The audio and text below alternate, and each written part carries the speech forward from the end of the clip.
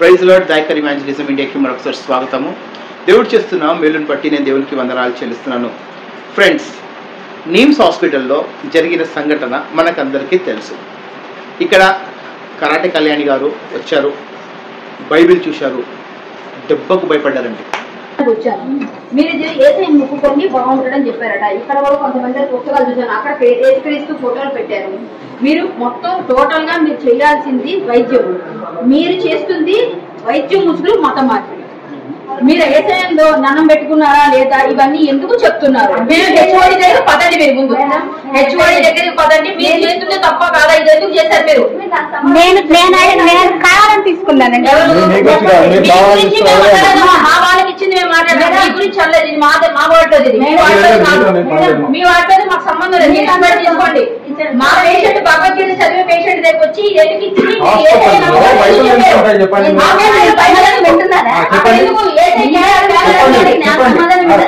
చెప్పండి సమాధానం చెప్పండి. సందర్భంగా సపోజ్ క్రిస్మస్ జరిగినప్పుడు అందరికి హాస్పిటల్ మొత్తము బైబుల్స్ నేను భగవద్గీత ఇస్తాం పంచుతారు. ఇప్పుడు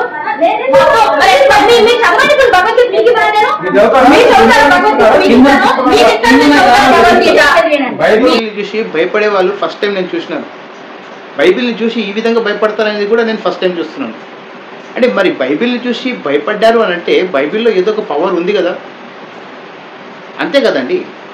ఏ పుస్తకం పెట్టినా ఎవరికి ఏ ప్రాబ్లం ఉండదు, కానీ బైబిల్ని చూడంగానే అంత రియాక్షన్ ఎందుకు రావడం జరిగింది? కారణం ఒకటే, బైబిల్లో ఉన్న పవర్. నేనే తెలుసా అండి. మీ పాస్టర్ విజయ్ కుమార్ గారి గట్టిగా అరెస్ట్ చేయించడానికి రెడీ చేసింది కూడా నేనే. మీ పాస్టర్లు అడగండి, నేను ఎవరో తెలుస్తుంది. అర్థమైందా? 3 మేకలు పీక్కోలేడు దేవుడు ఏంటి? వైద్యానికి 3 మేకలు పీక్కోలేడు అంట. ఎందుకంటే తెలుసా, నా భగవద్గీత చదివే వాళ్ళకి తెచ్చిచ్చినందుకు అంట. నీమ్స్ హాస్పిటల్లో క్రిస్టియన్ నర్సెస్ అనేది చాలా మంది ఉన్నారు.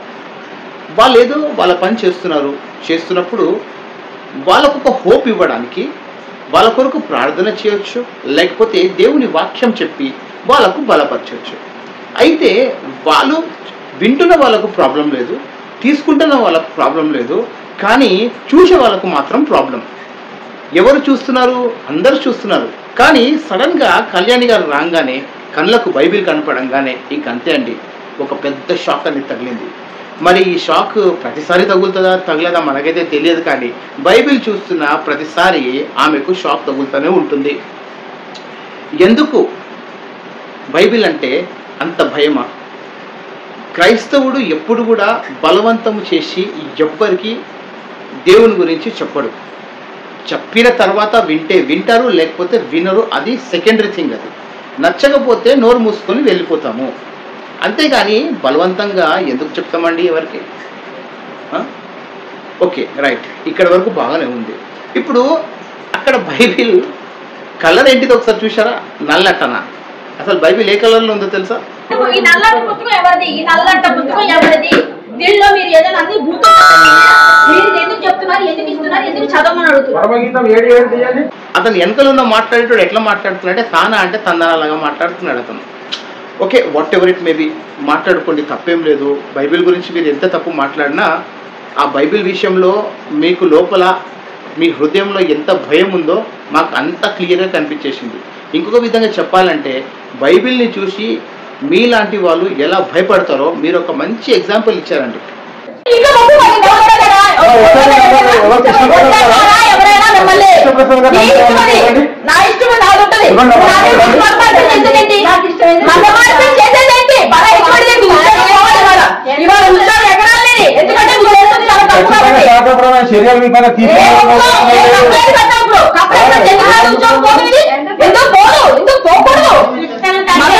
కాబట్టి ఇలానే భయపడుతూనే ఉండండి, బైబిల్ని బాగా ప్రమోట్ చేస్తూ ఉండండి. బైబిల్లో ఉన్న దేవుడు నిజమైన దేవుడు అనేది మీరంతటా మీరే ప్రూవ్ చేస్తూ ఉండండి. మీరు నీమ్స్కి వెళ్తారా, లేకపోతే యశోద హాస్పిటల్కి వెళ్తారా, మళ్ళీ ఇంకెక్కడైనా వెళ్తారా, వెళ్ళండి, అలానే షాక్ ట్రీట్మెంట్ ఇస్తూ ఉండండి.